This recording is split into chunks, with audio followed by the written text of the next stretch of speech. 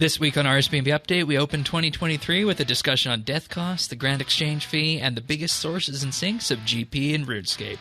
The Ring of Death has also been updated, and we highlight if changes are needed. And we say goodbye to Fresh Start Worlds.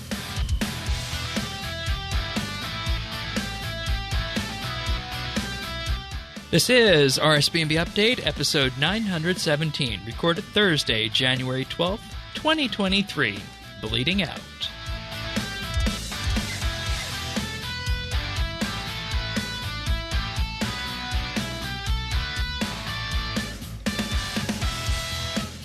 Hello, everybody, and thank you for joining us for another episode of RSBANDB Update. We're back for the first episode of 2023, recorded in 2023. We did pre-record one last week that you guys have hopefully all listened to, our special with Mod Jack discussing RuneScape's endgame. That was a fun episode. Learned a lot from that one, and definitely have a different perspective on the way RuneScape game updates are built, specifically towards what happens after the beginning and mid game. So if you haven't had a listen to that, definitely go back in the archives and give that a listen. But Tanis, welcome back for the new year.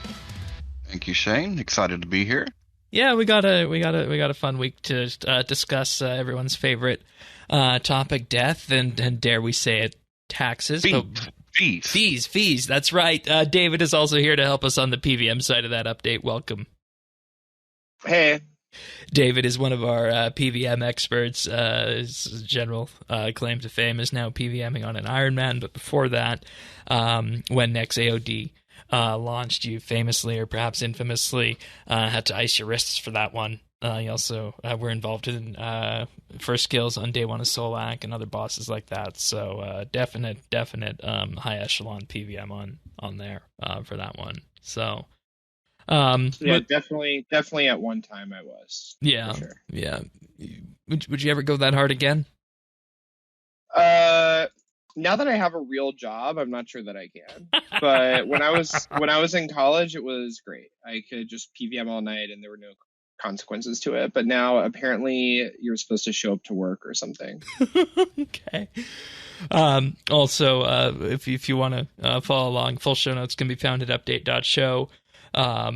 We are also in Friends Chat, BitsBytes, and we have our Discord at rsbnb.com/Discord. I am Shane12088 in-game, and Tanis can be found at Tanis79 now that Fresh Start is over. And we will have a little bit on Fresh Start wrapping up as well as we progress through the show. But of course, death's costs, a matter of life and death. And we're gonna start on this update by talking about the economy angle first, and the information we got in a dev blog that was posted this last week here, and we finally got those cash flows we were looking at, Tanis. We were wondering, what kind of money comes in, where does it come from, where does it go, that sort of thing, right? And we got that now. So yeah, it was one of those things where, like, I thought I wanted it, and then when we got it, I was like, oh, I didn't really want this at all. So yeah, but I bet you're very excited. You're going to explain all of the ins and outs for what these numbers mean. I found that's it really interesting. I was so hyped for this. This was maybe my favorite blog they've ever done, and I wish they blogged in this level of detail like weekly. Well, I mean, I loved it. I mean, you gotta consider the people providing this data are balancers, people as interested in math, and potentially people who also have a background in economics. And if you want to get data, that's no better group of people to get data from. So as we go, each and every day, on average, there's 201,013,251,256 GP added to the game.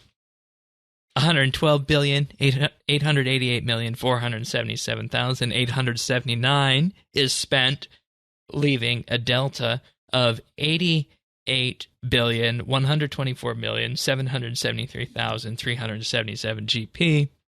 That is extra. That's added to the game, what they call the delta. 88 billion GP a day. 88 billion. That surprise any of you guys? No. No. Okay. Tennis? No, I mean, because no. What's Yeah, wrong? I mean, the introduction of God Wars Dungeon 3 added immense amount of gold to the game through alcohols. So we knew that the number had to be extremely high. Yeah, and Wilderness Flash events too. That's true. Yeah, definitely. Those Chromium are still salvages and relatively whatnot. popular. Yeah. And then in terms of the things that add gold to the game, alchemy invention machines are adding 92.2 billion gold a day. Yep. General stores, 43.2 billion. Regular high alchemy, 24.7 billion. Monster drops, drop to the floor, 14.5 billion. Monster drops, advanced coin magnet, I'm guessing this is the gold accumulator, 9.5 billion. Treasure hunter cash bags, 8.4 billion. The money tree, 2.6 billion. Priff pickpocketing, 1.4 billion. Treasure hunter direct coin prices, 1 billion. And the crystal chest, 884.9 million, with 2.1 billion being added through other sources. Yeah. I would also have, I suppose that there were 2 recently added to the game, but I would wonder what Crux of Qual Knights are adding to the game in terms of GP, because a lot of people have certainly switched over from Priff to them, and I'd say it's something like 500k an hour. Yeah, and see, that's the thing. Coins, this is something along those lines. This right? is averaged throughout. This is averaged over months. So I mean, correct. Yeah, I mean that this update is next clearly year, way gonna, too new. Yeah, to be able to do that. But I mean, you could imagine maybe that would fit into the other category or something to that effect. But one thing I saw when this was posted was that a lot of people were saying, hey, you want to talk about inflation? You got 2 sources of treasure hunter here at number 6 and number 9 doing this, and personally, and Tanis, we've talked about this before, I would rather personally be spun and have a little bit less clarity on the information than providing what we know is let's just say, a vocal part of the community who doesn't like treasure hunter, who is now going to hone in on this instead. So I think it would have been smart to maybe just leave these off the list, or put them in some sort of different category, maybe lump them into the other category as well. I don't know. Because I don't think it was a good idea to highlight that as treasure hunters being the number 6 and number 9 sources in the game, because you want this post to be first and foremost about the economy and the changes that you're bringing in with this. You don't want it to become a discussion around treasure hunter, which I saw happen in a few places within the community. That's my only concern with this list. I feel like everything else goes without saying pretty much on there. So you're damned if you do, damned if you don't. If you avoid it, then people say you withheld this and you withheld it because of that reason, so on. So right, and the point is, other games would have no problem withholding these sort of things if it would have meant a smoother community response. But also, you could have withheld the whole damn thing, because I don't think like what does this do for us, right? Like, what does this do for us? I mean, I find it interesting, and the podcast listeners find it interesting, but what does it do for us as a community? It's incredibly interesting, I think, and I also think that it's good to have information about the broader workings of the economy to figure out exactly, because inflation has been such a hugely debated topic. Yeah, for and several I mean, years now. We're not even touching I can't take it anymore, man. I can't take it anymore. We sit here, we talk about it like it is a legit, real economy. This is not a real economy any more than Bitcoin is a real freaking currency. It is not. It's interesting. We can philosophize about it, but it's not a real economy. It doesn't work along actual economic laws. There's somebody out there who has done a PhD on or master's thesis on the RuneScape economy, in that I've actually given them data on this before. Unfortunately, I didn't get an email address aside from the their RSBANB forum account, and I haven't heard back from there. But I know somebody was researching it to see what kind of parallels we can draw between real world economy and virtual game economy. I know somebody's doing that for research. The real world economy has decisions that are made that are more that you cannot just make it math. I know you want to make it math. You can't do that. That's not the way it works. There is an enormous amount of research about the relationship between MMOs and real economies and how we can use MMOs to study like real world economies. Like there's been so many papers written about World of Warcraft's economy and the real economy. So I do think that there are many ways in which it functions similarly to a real economy. And there's a reason why Jagex hires actual economists to study this stuff, is because there's tremendous parallels. Yeah. So I don't know. I kind of disagree. I think it is just math. Like I think ultimately everything is and math, I mean, because I have a favorite saying that numbers are innocuous and they don't hurt anyone on their own. It's the conclusions and how we apply them that hurt people. And every decision is made with everyone's biases and everything in their history and everything they brought along. It is not just numbers, no matter how much you want to detach yourself from it. That's okay. But what I'm saying is like... I'm going to let you finish your thought, but I have a big question for you. So go ahead. No, I was just saying, like, what we're talking about is its own thing. Right? If we're talking about the RuneScape economy, we're talking about the RuneScape economy.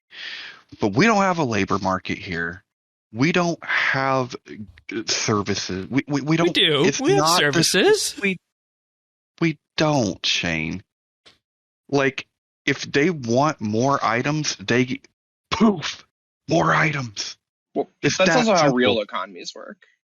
Like if the Federal Reserve wants to change the valuation of currency, they could either do quantitative easing or they can restrict money through interest rates. So like that does happen in real life too. Yeah, but at the end of the day, there are real things. Everything comes out of the ground in one way or another. And it kind of does the same at RS too. I mean, convince me, because I'm not convinced of it. You mine an ore, you make it into a rune plate body, you high alchemize it, you get gold, you contribute to the problem. If you say there's a problem, I guess. And see, that's the thing. And this is, again, taking the point away from what should have been talked about this week was why the GP sync is needed. And we know that looking at inflation is going to be something that they do later on this year, perhaps. Whereas this is just to provide context of why the changes were made for the death cost system. Now, are you... Well, they had to justify the... I mean, we haven't gotten to this part yet, but they had to justify that. Like, yeah, they had did. Just done that without any explanation at all. Yeah, plus the other thing is the that thing. They had to assuage concerns that they were going to implement a fix to something that has been around for... How long has this death system been around, Shane? About a decade or so? Like 2011, I think, ish. Yeah, right around a decade. So they're changing a core fundamental mechanic of the game that's 10 years old. And I think it's really great that they disclose a lot of information. And the treasure hunter thing, I think, is inevitable because the people who want to talk about treasure hunter will find a way to talk about it anyways. Okay. And I think that armed with the knowledge that treasure hunter is a drop in the bucket compared to other things like alch machines, is much 0.54% and 4.2%. Yeah, I think that is much better than people claiming why could erroneously that treasure hunter is some huge percentage. Right. Because if they had left it off the list, people would be like, oh, it's clear they're trying to hide treasure hunter from us. I bet treasure hunter is 100 billion a day. So why can't the people who are complaining about it see that frame that it's about 5% of the total thing compared to 45% of your alch machines? Well, because they... I mean, I guess it's a controversy that sells, right? I mean, I think that they have a set agenda, and I think that agenda is more powerful without facts An agenda that is pure narrative with no facts to counter it is much more powerful than an agenda that is only narrative against narrative. Hello, Alex Jones, right? Well, I would not analogize my way of thinking about the world to him, but sure. I mean, I do think that like information, more information. Why you got to do good. David like that? I mean, I don't agree, but damn, I wouldn't call him Alex Jones. No, I'm not saying he's like Alex Jones. I'm saying the people out there who extend things without facts are. Oh, I see what you're saying. Yes. Yeah. Oh, okay. I'm okay with this analogy now. I'm okay with being not Alex Jones. Yeah, that's fine. We're good. Thank you for the clarification. Yeah. And then we get to the greatest spend sources, death, 61.8%, or 69.8 billion GP out of the economy each and every day. General stores take 22.4 billion, or 19.8%. The bond conversion tax takes 6 billion, or 5.3%. Degraded item recharging 3.7 billion, 3.3%. Kingdom of Miscellanea 2.5 billion, or 2.3%. Boss instances 2.2 billion. Priff Max Guild Portal redirection 1.1 billion. Priff combo potion unlock 791 million. Nex armor recharging 775 million, and the ports smuggler 369 million, with other coming in at 2.9 billion. This does not include spirit shards, Richie pet donations, or others, or a handful of other sources. Yeah, there were some really interesting things to note about this. So the first is general stores. I assume that means all everybody stores. Doing their shop runs. Yeah. So yes, like rune shops, things like that. Yeah.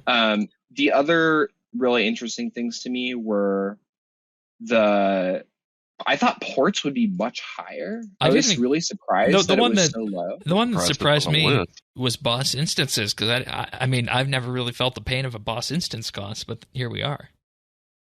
Well, that's a good point, but other than that first free instance a week, every time you go to a Raxor, it's what, a couple $100K, and like Ironman used to have to spend some at you have to spend some at Virago if you're going to do hard mode. That instance costs 1 mil. So yeah, I mean there's some instances. They're relatively low other than Virago, but they do add up, I suppose. Yeah. So death sinks 69.8 billion. Tanis, how do you feel about the GE fee now? And once again, we're calling it a fee, not a tariff, because a tariff for tax implies that it's something that is taken away. But whereas what's really happening is that this is a user fee. It's a user fee. Well, I've come to two conclusions. One, either there isn't either this is not a big deal, and it's just not going to affect how I play at all, because the economy doesn't seem to really affect how I play at large at all anymore anyway.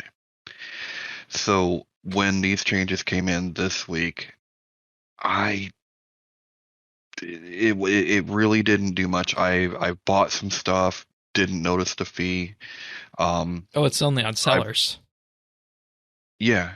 Well, yeah, bought, sold, you know what I mean? Okay, I've been doing both. And I enjoy that, the death cost is lower, because I mean, if I go somewhere, I'm gonna die. That's just how that works. I've never I don't even think that we should even have a death cost in that way. There's other ways of doing stuff, but that's a topic for another day. I never necessarily saw the connection of why we, needed the fee, but long story short, it just didn't make that big of a deal in my day-to-day play. I don't notice the fee when I'm selling, and if anything, I don't have to, I can be a little bit more adventurous when it comes to combat, even though it's, not my primary thing. Yeah. I bought some stuff, right? I picked up the new whip for the and a Raptors go Rampage, right? Yeah, and I think I'm gonna. I need to figure out what that helmet is because Jaws of the Abyss. Jaws of the Abyss. Yeah, so I've already bought the set that David was telling me about. I'm about a year and 6 months behind. But last thing I remember David telling me was the whole Animate Dead, Crypt Bloom, all that. I got that, so I'm ready to, I can do that legacy thing. Now I've got to get the, I'm working on the whip and the helmet and the spikes and all that kind of stuff, so I can do that. I just didn't. The sky didn't fall. Like, just nothing for me. Yeah, and see, that's the thing. You don't notice it. You don't notice it, and it creates a benefit for more players than it creates a downside. Yeah, I mean, it just didn't.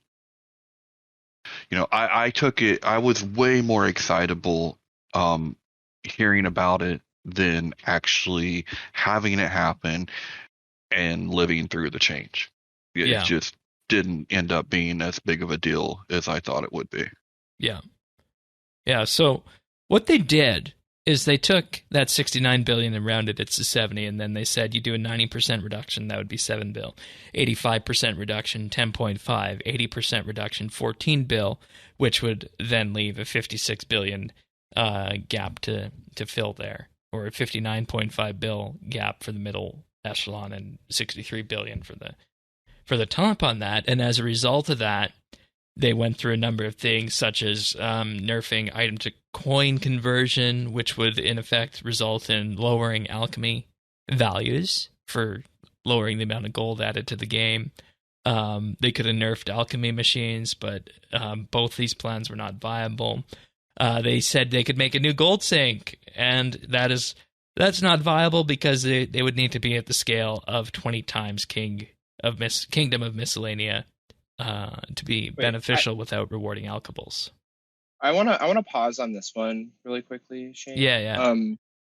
Maybe something 20 times. Like, obviously this couldn't completely overcome the delta, but what's the reason we can't get another Kingdom quest where Kingdom, instead of sinking, what is it, 50k a day or something that it sinks, or 500k a day? I can't remember.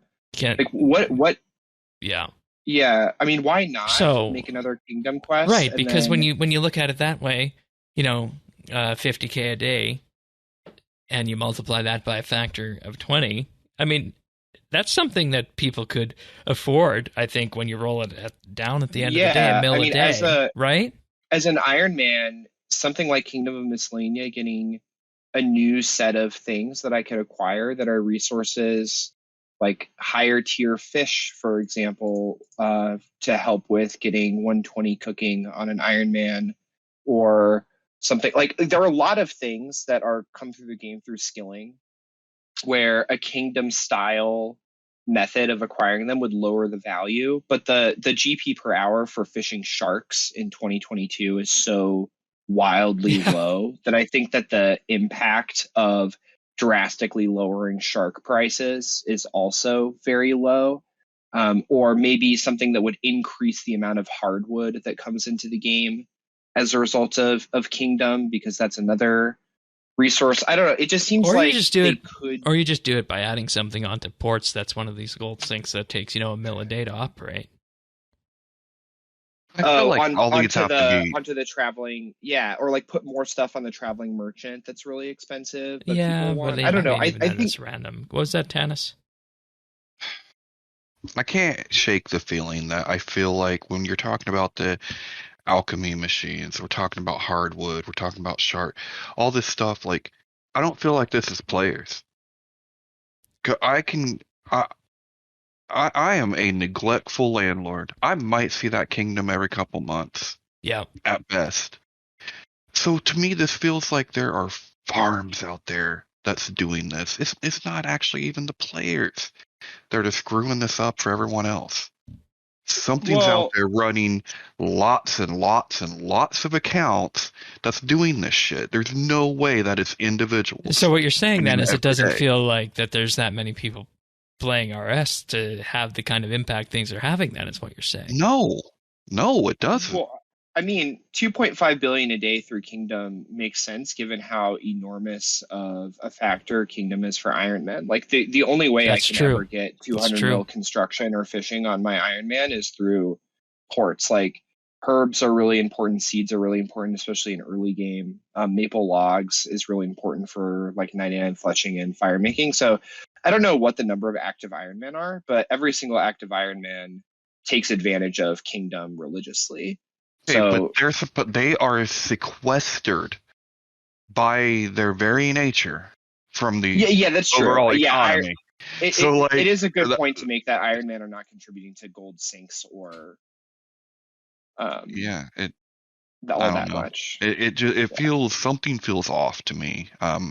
Because this is not my experience. This isn't anybody I talk to is doing this kind of stuff. So maybe I'm in my own filter bubble. I mean, I go to my Kingdom it about could once a be. month. Yeah, once a Right, month is but about right. That's still What? That's a contributes lot drop. to- Such a drop in the bucket, Right, man. but you imagine that there's, well, you basically say this many people are going to be doing this, weekly or bi-weekly or monthly, combined by how many people are playing the game. I can see the Kingdom pulling that kind of money. Yeah, no one would make an alt for but a the Kingdom is the either. one example that actually could be attributed to players, right? Because it's behind quest content and all that kind of stuff. Which one do you not think would be attributed to players? Well, I just proved it in Fresh Start Worlds. Give me a couple of weeks, I'll cruise right on through Invention to get me a couple alch machines going. I mean, it doesn't take much. You could run a whole farm of accounts or alts to be doing that. Like, that's the kind of stuff that's, I don't know, to me, I suspect that is a much bigger problem than individual players making 92.2 billion for alch machines. Mm-hmm. I'm pretty much thrilled if someone wants to make 50 accounts and buy 50 memberships so that they can run 50 alch machines. Like, that seems good for subscriber numbers. And I mean, if somebody wants to do that, there's nothing preventing them from doing that because you can now trade freely between all your accounts. Yeah. Yeah, I don't think alts are a bad thing for the game. I don't think they're a bad thing either, because I don't think any of this is really necessary in the first place. But what I'm saying is, we also can't chalk it up as in these are individual people making individual decisions like a normal economy would be. So what do you think's happening then? Because I'm not think following. I think there are basically, I don't think these are single player alts. These are alt farms. These are, what we used to call gold farmers. That's what this is. This is not because you have 2 or 3 accounts going. This is it's more systematic than that. It's bigger than that. And then the question is gold farming. How much of this is actually, and if this is the case, and I feel like, for the better part of a decade now, we've had good bot detection, and Jagex has been good about clamping down on gold sellers and whatnot. So it feels like bonds sort of went a long way to prevent that. Yeah, to prevent that, and I don't care if people want to run however many accounts, like what David's saying, but at the same time, I also feel like, it's that turning around and putting the onus on us individual players, saying, well, it's because of what you're doing. Things are the way they're. No, it's not because of what I'm doing. I'm not running 50 alchemizer alt accounts, so it's not because of what I'm doing. So what's the solution then? Well, I don't think they're saying. I don't think that they're saying alch machines are bad, though. No, because I they don't, said I don't think anyone. because I they don't think said anyone thinks alch machines are bad. right, I don't think it is putting the onus on individual right, players. and they because said they're this not. if they nerfed alchemy machines, it would partially close the gap. But alchemy machines are a convenient way to convert items to coins, but they're not the problem themselves, Jagex says. Even if we made them so expensive that they were not worth using, the items could still be converted to coins in other ways. Yeah, By alching bots, which alch machines have done a huge amount to alleviate the problem of alch bots, I think. So what would you put forward as a solution then to, let's say we want to, reduce death costs? Where would you cut the amount of money coming in? Would you just let it? I'm not convinced you have to cut the amount of money coming in. No one has proven that to me for any reason. What happens if you don't? It sounded like you were convinced back when we discussed this with Earth in December. No, he convinced me of a fee, but I don't. Okay, because I was necessarily. operating under the assumption with that being okay with a fee, you were accepting the whole premise that you had to match what was being taken out with death costs somewhere else.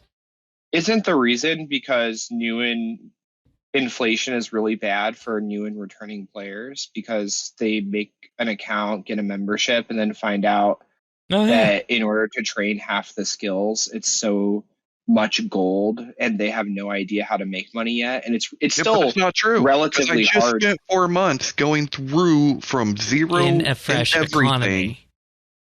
Yeah, but you don't have to. You don't have to spend money. If you want to, you can, but you don't have to. Yeah, I mean, you're an agreed, Iron Man, you know. Yeah, but I also have been playing the game for 15 years and know how to do everything super efficiently. But like, I think that if in order to make an attack potion, you have to spend 50,000 coins and you're a brand new player and you have no idea, like 50,000 coins seems like an absurd amount because your best money making method that you've discovered is like killing cows. Like I guess that it probably doesn't affect existing players that much because existing players with a lot of experience know how to make money. And so they're able to offset the cost of inflation. But I can imagine it being incredibly intimidating to find out that, let's say GP per XP on Herblore becomes like 500 GP per XP. It's just no one is going to play a game where it seems like training skills will take months in order to get to level 50. Where you can't get weapons at tier 80 plus. Yeah, and that's the other. We can fix too, that. Like, see, that to me, that's fixable, right? Like, you want more weapons, more drops. There's no reason it has to be as exclusive and as rare as it is. There's no reason. And I mean, we got one of those experiments running right now, Raptor's Rampage. Right, but what I'm saying, like, there's no, those are choices made. There's no reason it has to be that way. There's no reason why you should have to pay because you die. That's a choice that was made. Like, so if we get rid of death costs, lower them substantially, mm-hmm. and let the amount of money that was coming into the economy keep going, you wind up in a situation where the prices of things are going to go up and up and up, as they have been doing for so long, to the point where, weapons are multiple billions. And then that ripples on through the entire economy with skilling supplies and such. And well, why does that happen if you have ample supply, right? I mean, can't we deal with this from the supply side, Shane? Well, yeah, we can. We can pump as many items in as we want. So what you're saying is they should add more items to the game. You could. Right. I'm just saying that's an alternative. So make it so like when you kill an aberrant specter, it drops 1,000 Renar noted or something. So you just have like infinite supplies. But like it just feels like that just turns it into like a player-made server where you just instantly acquire everything. Like I'm not sure that you should be able to. That's how you're looking at it. Like if we're talking supplies, think supplies probably should come through, the skills that you do. Otherwise, there's not really much of a purpose for that skill. Yeah, we got to But if we're figure out talking about how that shakes out with farming after Garden of Carid. right, so, I mean, yeah, we'll see how that experiment goes. Um, I don't know. The RuneScape's very unique in the way that it works, like that. You don't see this system um everywhere else. Like I can't think of another game that punishes you for engaging in combat, which I guess early on it was a balanced part of the game, but anymore it seems to have taken over more and more of this game. So And Yeah. on that, I think that's a good time to move on to the actual death costs. Whereas previously you had an item that was valued between 1 and 10 million, it would be a 1% reclaim, maximum 90k. Or if it was more than 10 million, it would be 0.5% with a maximum reclaim value per item of 10.6 mil. Whereas with the new death costs, it's a flat 0.1% reclaim. So an item, theoretically, that was worth 500 mil would only cost you 500k to reclaim, whereas on main, prior to this week, it would have been 2.5 mil. 50 mil item used to be 320k, now it's 50k. Max cash stack item, 10.8 mil used to be to reclaim that, now 2.1 mil. Oh yeah. Which is an 80% decrease in the cost for that.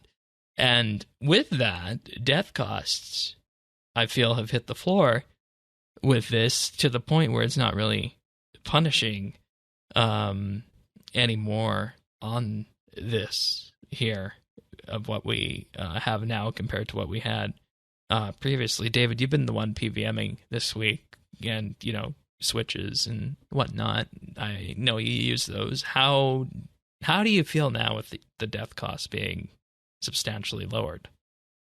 I mean, for me, it's fantastic because the punishment for a server lag or for Wi-Fi issues or like it for a long time. It's been the case that a game where if you're playing on a population where there's 200 or more players, you experience a pretty enormous amount of lag, which can make a big deal given the way that RS3 combat works. Yeah. And so having a system where you're severely punished for playing, it's like the game punishes you for playing at peak times.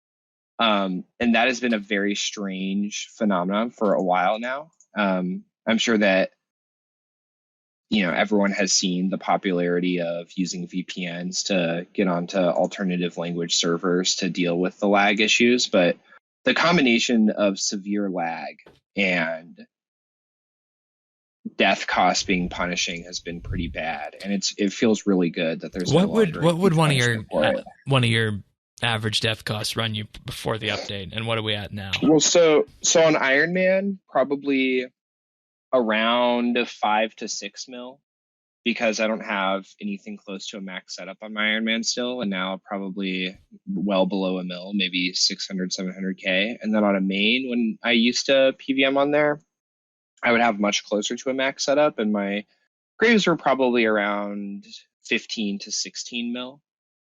And I'm not 100% sure where they would fall now, but I imagine it would be a pretty dramatic reduction in cost. And I know with absolute peak setups, grave costs were easily hitting above 20 mil, getting into the 30 mil range, which is just feels really, really bad to die and have to spend that much, especially when you get to a point in PVM where you very rarely die due to mistakes and almost always die because of servers not being very good on this game. And I hate to say it, that's the way it goes, and you're 100% right that you die the most when you're learning the boss, and then after that it's due to your computer or the connection. Correct, yeah. So almost always. And so basically it punishes people for wanting to learn a new boss, and it punished people for server issues, which were not their fault. And it is good that the game no longer punishes you for its own bad server problems. and the game no longer punishes you for trying new content. And, you know, I feel like if I would have had a different week here this week, in that if I, you know, just decided to go out and do what I was going to do, and it was just a motivation problem of, you know, do I continue working on this Yak Track archaeology task, or do I go and, you know, perk out the magic armor set? I chose to continue with archaeology. Had I done that, I would have been willing to, you know, just go out and try some more interesting things rather than, you know, the usual things that I would have did back while PVMing. So I agree that, and you know, I'm gonna say this, Tanis. You were talking about removing the barrier to PVM, removing the punishing of you dying, and I feel like this accomplishes that. And it would be interesting to have your perspective once you start doing more PVM. You mentioned you got your melee set and you got your Crypt Bloom and whatnot. And if you go to more PVM bosses, it would be interesting to hear if it feels like death is a barrier to you now. Well, it's not as bad. I mean, it's to a point to where things that I didn't do before because I just didn't want to pay for it. I tried this week, and you know, two decent. I mean, mixed results, right? I'm never going to be good at PVM, but I did some God Wars 2 on mobile. Good. I think mobile worked really well for me. Legacy or EOC? EOC. Okay.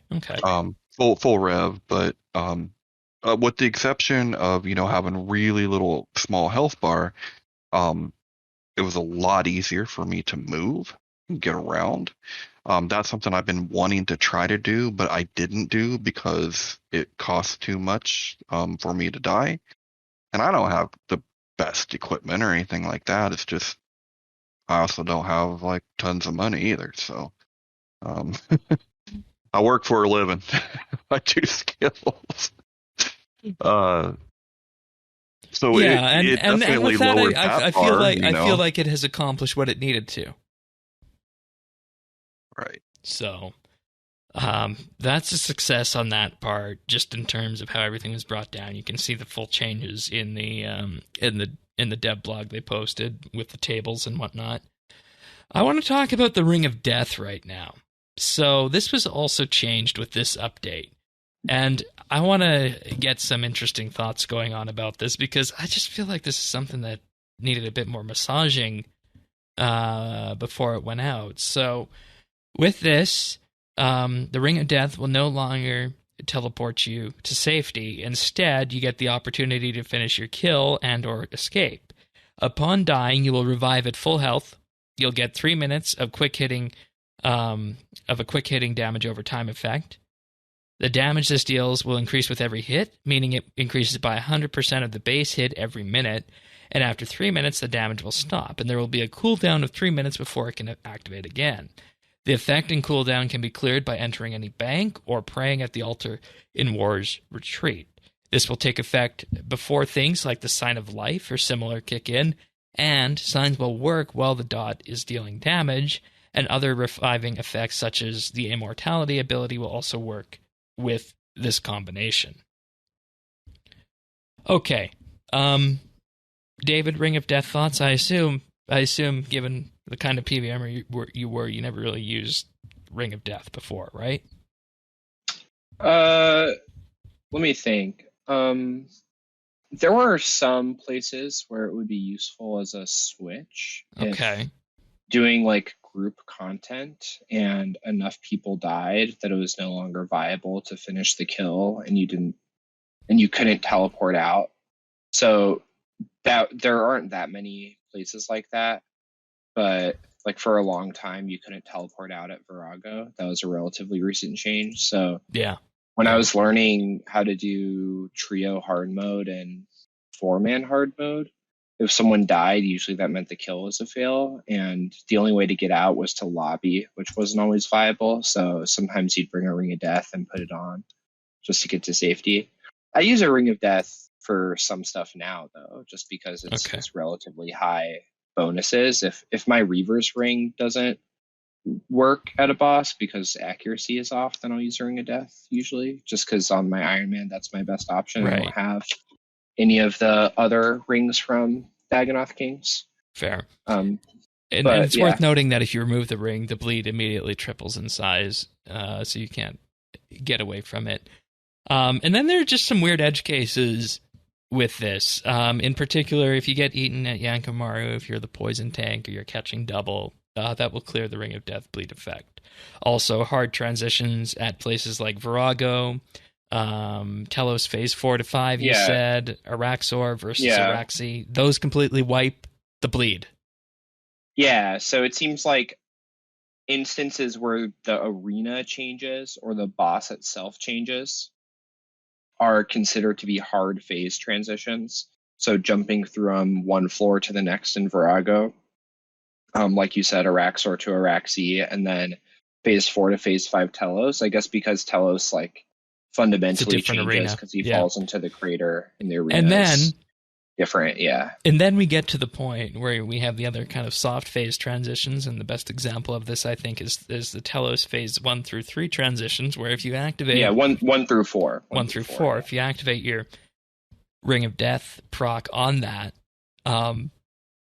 it keeps going through that animation, and you could wind up dead during that. Yeah, the first thing I did was some 999s because I figured the Ring of Death would basically make me invincible. And I find those to be, at this point in my PVM career, that's like a good happy medium for relatively relaxing and while still being somewhat challenging. But I was doing those and I took a large hit from one of the mechanics and it procced my Ring of Death. And then I took a little bit more damage and then the phase transition. So I was at maybe 4K health when the transition happened. And the bleed continued during the transition. And you obviously don't have access to your interfaces, so you can't eat during that transition. And as soon as I spawned on phase 3, I was already dead because the bleed effect had killed me during the animation for the transition, and I couldn't heal from it. So if a sign had procced instead of the ring, I would have lived. But because it was the ring that procced, I just died. The thing I think we want to highlight on this is that it should be consistent. Either remove the bleed on all these transitions or don't. And I'm going to leave that to people on the Combat Council to decide which way to go on that, or maybe this is the way it's designed. I don't know. I haven't heard anything either way on that. I think that'd be an interesting conversation to have on this, or to hear about at least. But if I was deciding which way to go, I'd say just clear the bleed, since we're already doing that on some of these transitions. Yeah, I mean, for some things they would have to. Like if you got cleaved at Araxor on phase 3 and took a little bit of damage, the amount of time that you go from phase 3 to phase 4 takes so long that you would die every single time if they didn't remove you would always die. So I think that if it is going to be consistent, it has to be remove always. If it's not consistent, then you just have to have that knowledge and make sure you don't accidentally phase Telos with your ring after. Well, you could do it, but you just have to make sure you're 10, 11k HP so that you could survive that bleed effect. Because I do think that if you're max HP, you could survive. If you're using Crypt Bloom, obviously you survive. And that takes us to the next point on this, is that Animate Crypt Dead... Bloom means you survive anything. Animate Dead reduces the amount of bleed damage on this substantially. I don't know if that's intended or not, and if it is, or if it is not, maybe make it so that the Ring of Death bleed hits through Crypt Bloom. I don't know, because if you're using... Or sorry, not Crypt Bloom, Animate Dead. If you're using Animate Dead, this bleed is like nothing. Well, Animate Dead... the way that it's intended is to reduce all incoming damage of everything. I mean, it's just a typeless bleed. Animate Dead reduces typeless damage. So I imagine that in order to code something so it wouldn't work with Animate Dead, that would probably be really difficult to do. I'm not a developer, obviously, so I don't know for sure. But given that every other instance of typeless damage in the game it does work for. I'm not really sure what it would look like to create a unique exception to that. Yeah, I don't know. Maybe you have an idea of what that would look like. No, I don't know. I don't know what RuneScape looks like on that, so I wouldn't know what that would be. But once again, Animate Dead, very strong. And then... Oh, yeah, incredible. Just for context's sake, if you weren't using Animate Dead, you'd basically need to eat through an entire yak full of sailfish to survive the bleed. That's how much damage we're talking about with this. So just keep this in mind as you use the new Ring of Death. We'll leave it out to the listeners whether or not it's a good change, bad change, or if there needs to be changes regarding phases or the use of Animate Dead on this. But overall, happy with it? Yes, no, maybe so. I think it's another thing that just makes PVM more accessible. I think the fact that it's even more powerful when used with Animate Dead is not a bad thing, because Animate Dead is almost never the optimal way to kill something. Yep. The other thing that's really nice is that there are many bosses now where by far the most dangerous part happens at the very end. Zamorak 100 Enrage Plus is the best example of this. Signing, if you're a learner and you sign on phase 7 at Zamorak, you probably die because your sign takes away all your adrenaline, and like sign is almost always death there, especially when you're new. The fact that Ring of Death, we didn't mention this, but you keep all of your adrenaline, all of your buffs, nothing changes. It's as if nothing happened except your screen goes gray, which I don't like. I think it's like so hard for me to see things when my screen goes gray and blurry like that. Oh, wow. Yeah, that'd be a fun one for you. No, I haven't used it yet. And yeah, boy, that'd be a fun one. Tannis. It looks like you go into like... what I was thinking. It's like, if you've seen Lord of the Rings, when like Frodo puts the ring on and like everything is all weird and blurry and gray and like he sees wraiths and stuff. Do you know what I'm talking about, Shane? No, I've never seen those shows. Okay. Well, anyways, it looks like you like put the one ring on and everything just goes all blurry and hazy. It's very strange. That doesn't sound Yeah, it's like when you're doing the quest where you meet the Devourer and the Devourer makes like your screen all hazy. It looks like that. But anyways, it's very, very good, because if you're learning Zamorak and you're on phase 7, it's extremely easy to make a mistake and die.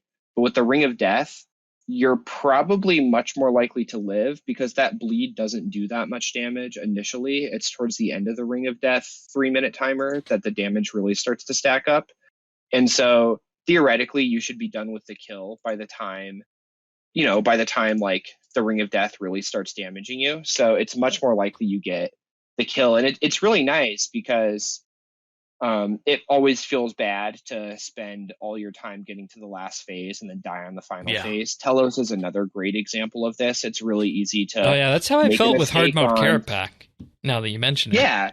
Yeah, so hard mode Carapac is another really good example. Phase 4 is way more dangerous than 1 through 3. At Telos, for most people, phase 4 is the hardest by the time you're more experienced, but when you're inexperienced, phase 5 is definitely the hardest. So most of the time, there's not that much HP left on the boss when you're most likely to die, and it's towards the end. And so this can definitely help you clutch out kills and survive and get your reward. And it's another thing that makes it more accessible. And the fact that it's even better with Crypt Bloom just means endgame PVM is even easier to learn. And there are places where we're relying on the Ring of Death, the Lower Death Costs, Animate Dead, and Crypt Bloom as a gateway in, which is a very, very narrow path that doesn't exist with range, doesn't exist with melee, is locked behind multiple quests, locked behind high-end equipment. Granted, of course, you can still use Animate Dead to great efficiency with Port's tank armor, but you get the idea. Yeah, or Ganodermic is still phenomenal, because it's Animate Dead that is the real king. Crypt Bloom is just like a cherry on top. It's good, but it's not as good as Animate Dead itself is. I think we've just described what the state of RSPVM is in 2023 in this episode, by the way. I feel like we're done, and we can come back at the end of the year and see if anything's changed. if you want to learn how to do content, use magic and take advantage of how good Animate Dead is and use the Ring of Death. Like, is that what you mean? Yeah, exactly. Yeah. And by the way, while we're on this train, let's make invention perks tradable, so I don't need to bash my head. Yeah, wall. We were talking about this in the pre-show. I'm a big fan of tradable invention perks because you really could.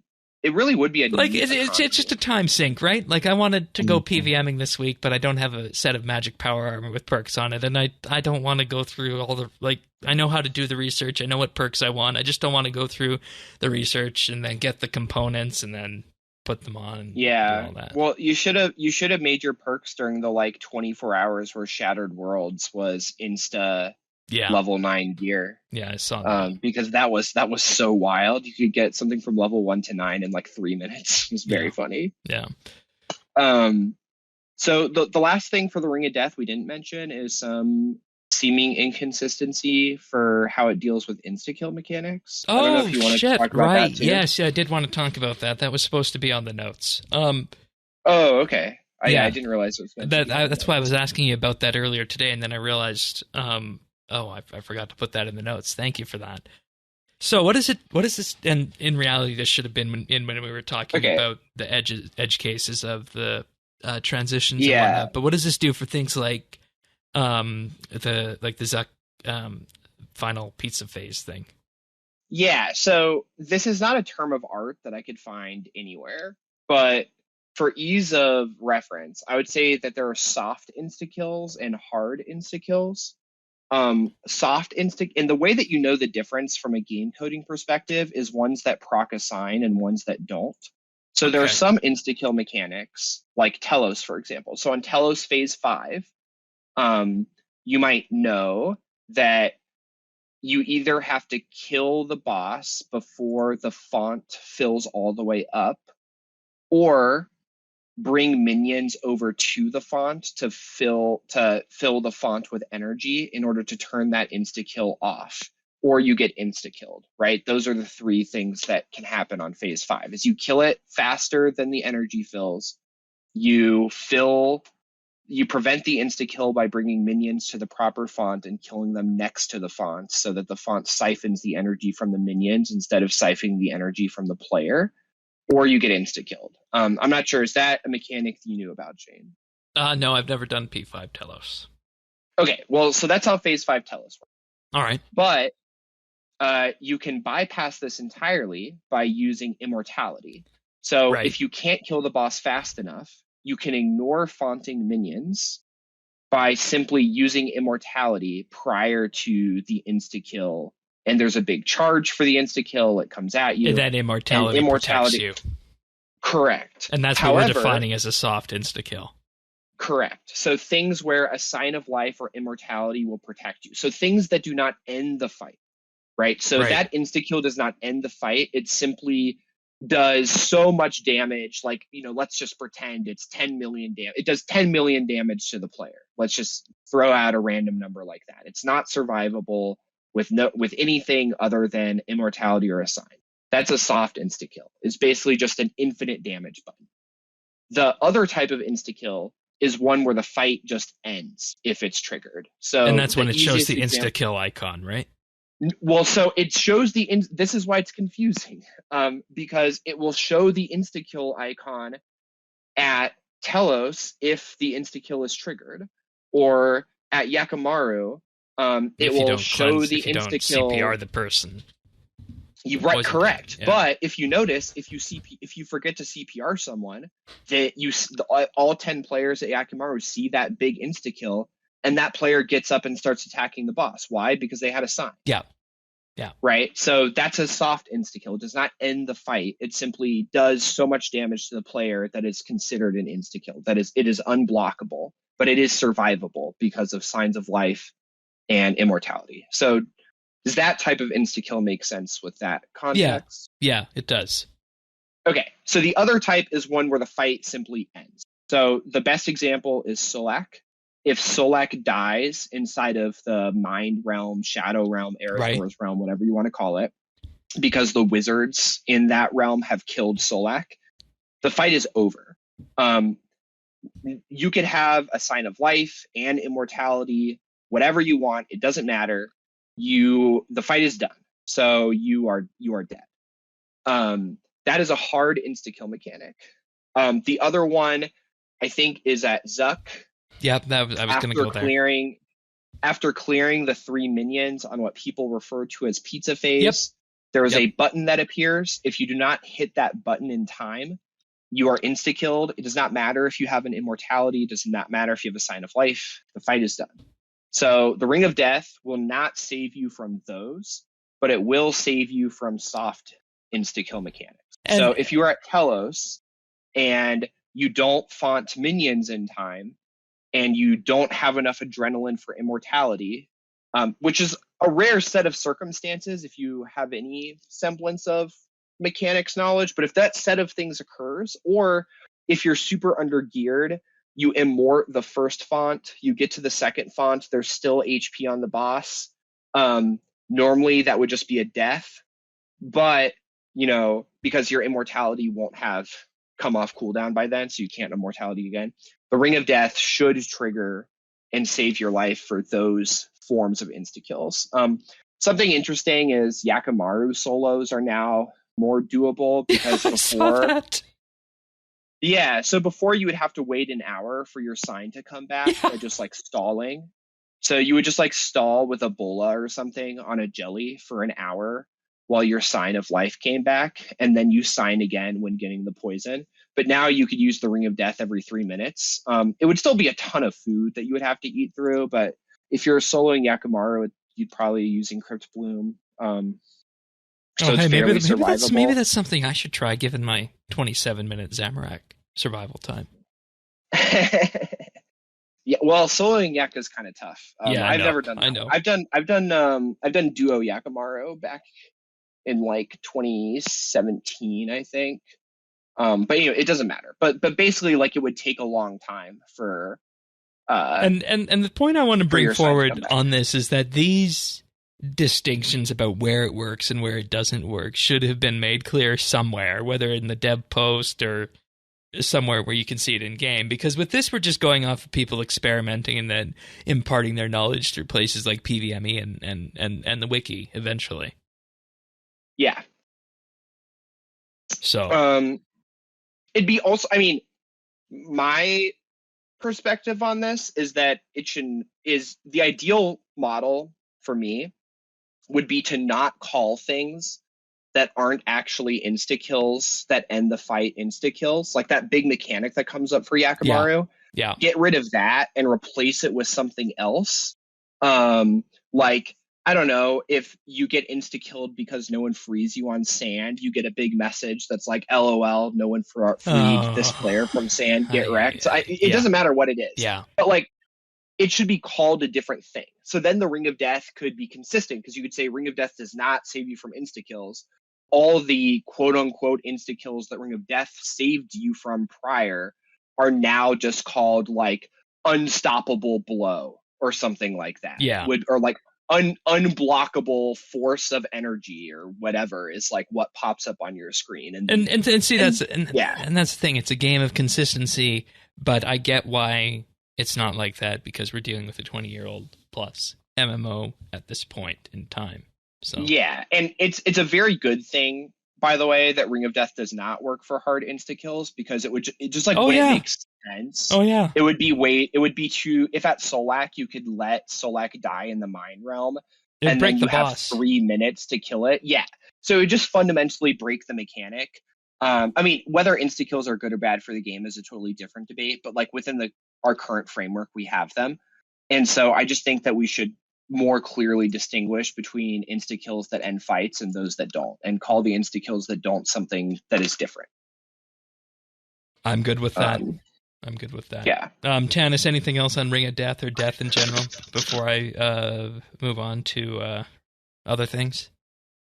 No, I'm curious to see if this is. Do you think it will have any effect on Onyx whatsoever? That's a good question. It's a good question.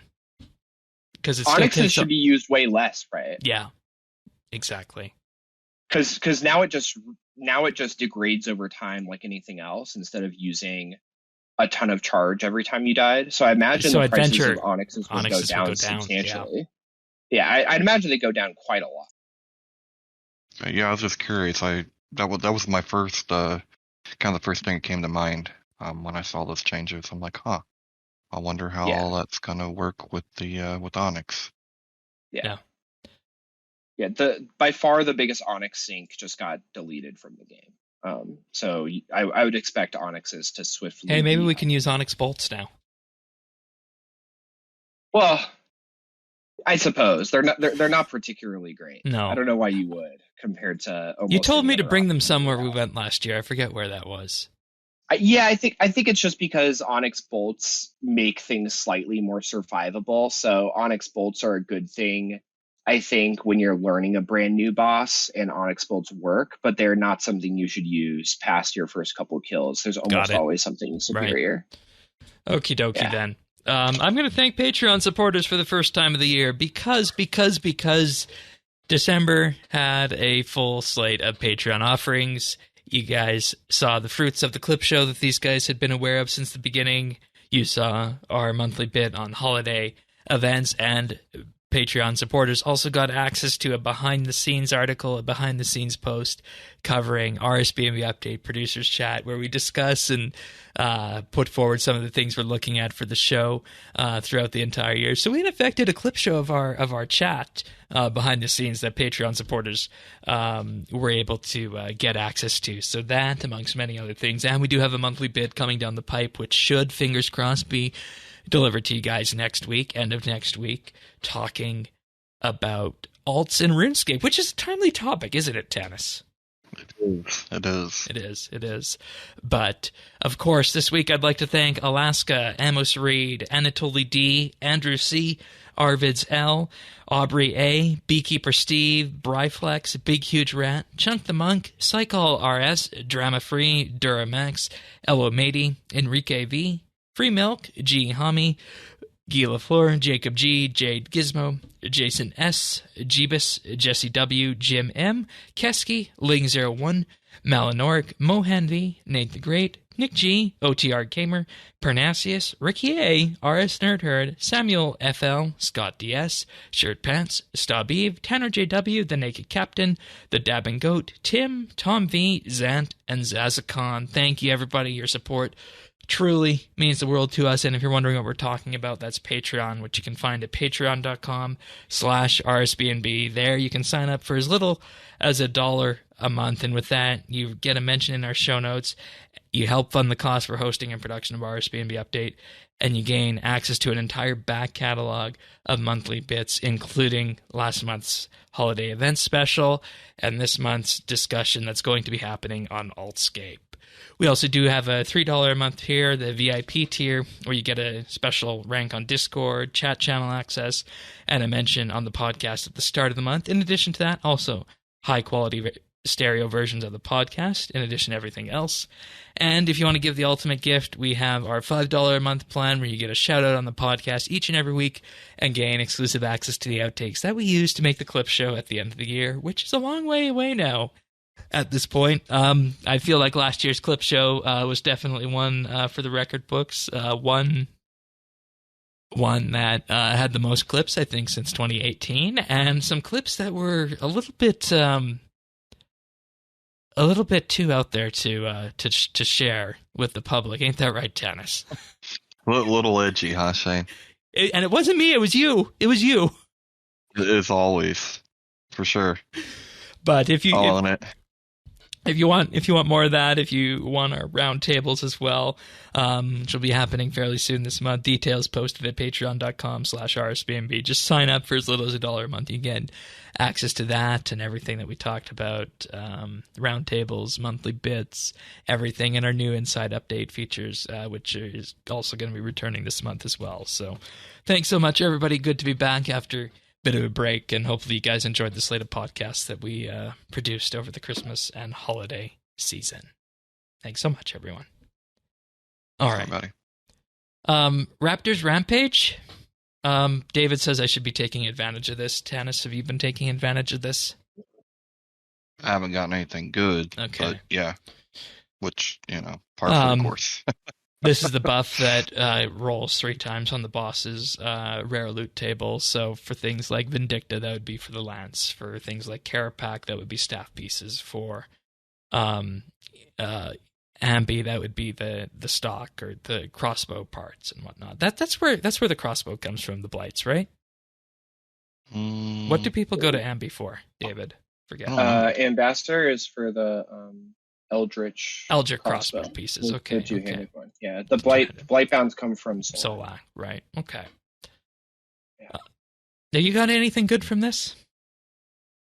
I have not. I've done one hard mode Carapac kill because I didn't have time to do Zuck, but I'm doing the hard mode Zuck thing that pretty much everyone is doing who could do hard mode Zuck. Yeah. It's probably worth it for normal mode Zuck. I will say, I did a normal mode Zuck kill on my Iron Man recently just because I accidentally went to normal mode instead of hard mode and realized a little while in that was the case, and I just decided I'd finish it. It is really, really trivial with Crypt Bloom and Animate Dead. I was kind of stuck because I remember being somewhat difficult on release, but if you have never done normal mode Zuck because it seemed too difficult and you have access to Ganodermic or better tank armor and Animate Dead, this is a great opportunity to try it out because the triple drop rate is so good for bosses where the numerator on drops is low. So Ambassador and Zuck are the two best. Right. And if one hard mode Zuck a day seems out of reach for you, one normal mode Zuck a day could be really, really good because I think it's 1 in 100 for the drops there. Right. Is that right? Yeah. And so it becomes more like 1 in 33. And we saw the prices of Magma Tempest already dropping as a result of this. Yeah, but it's still 650 mil. Yeah, or which is still a fairly good drop. That's I wouldn't huge. Yeah, absolutely. Yeah. So I would definitely encourage anyone who is on the precipice for normal mode Zuck to give it a try, because even if it takes you an hour to get a kill, that 1 in 33 shot at something so high value is a pretty unique opportunity. And then so hard mode Zuck, normal mode Zuck, and Ambassador are probably the best uses. Maybe Elite Dungeon 2 would also be a good use case. If you're doing the Elite Dungeons, make sure to not gain favor until you've reached Blackstone Dragon or Ambassador, respectively, and then teleport out and then gain the favor so you don't proc the favor on one of the other bosses. Right. It's also worth noting that they don't work on bosses with streak mode, so it won't work on things like Archglacier or Telos. Yeah, that's right. Also doesn't work on raids bosses, though it does consume the buff presently. Presumably that will be fixed at some point in the future on that. So yeah, it works. It seems to work strangely at Araxor. Data is anecdotal, and there's not enough information. Yeah, I saw that. Sure. I saw that. But it seems like it rolls for each hilt independently and leg independently, because hilt rates are triple leg rates. And if you didn't know, probably because of all the Fresh Start World accounts who want tier 90s, Araxor weapons have skyrocketed. The staff and bow are in the 300s, and the scythe is well over 400. And so, lovely. Yeah, so Araxor drops are extremely valuable. I imagine that they've come down a little bit because of this, but maybe that's where I need to go. That's my Reaper presently. Yeah, if Araxor is more your speed than Zuck, although I don't think normal mode Zuck is that much harder than Araxor, but people might disagree. It's a time commitment. Fine. It's a bigger time commitment. Yeah. What I do if I don't have time is hard mode Carapac, because that's about 4 or 5 minutes, and I could just get that done, and it makes 1 in 450 turn into 1 in 50 or something, or 1 in 450 per pile. I don't know how it works, but whatever. It's triple the rate, so it's clearly pretty good. If that isn't something you could do, then maybe Araxor would be a really good use for this. And failing that, you were saying just something like God Wars 2 Vindicta. Yeah, just go to Vindicta and then try your luck further. a staff piece. Yeah, and I mean, there's something for everybody a sword, in this, and I feel like this needs to be one of the great experiments that's happening to see what kind of impact just increasing drop rates by a factor of 3 would have, right? Because we know Mod Jack has said that things are, stupidly rare if you just PVM once in a blue moon, or sorry, if you PVM every day, and they're really, really, really rare if you only PVM every so often. So I'd like to see the data that comes out of this, and maybe we can buff some drop rates as a result of this. So yeah. Okay. I'm just gonna last suggestion is, if you have death touch darts and you can't kill Ambassador, but you can get to Ambassador, it's a pretty good use case because it does work with death touch darts. So you can go through Ambassador or go up to Ambassador, teleport out, grant favor, grab a death touch dart, Ambassador, and then you have a really, really high shot at a crossbow piece, which I think are still around a bill or something. Well, there you go. All right. Let's talk about Frank's free chest. This is a weird one. Not gonna lie. Every hour you play, you get a key. You can get up to 12 keys a week. So for people who play more than 12 hours a week of RS, you're going to get all the keys.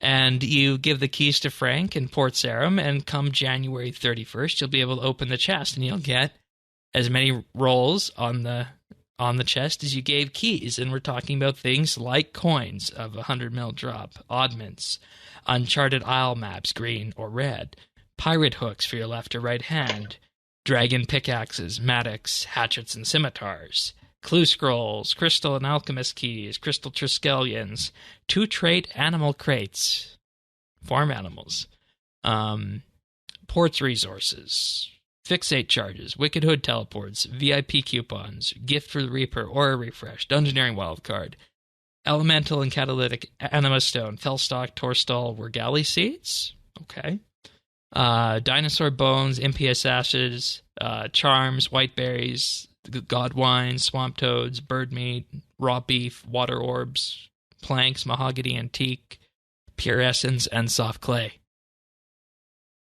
Is this just an opportunity to add things to the game that they feel are in too short supply?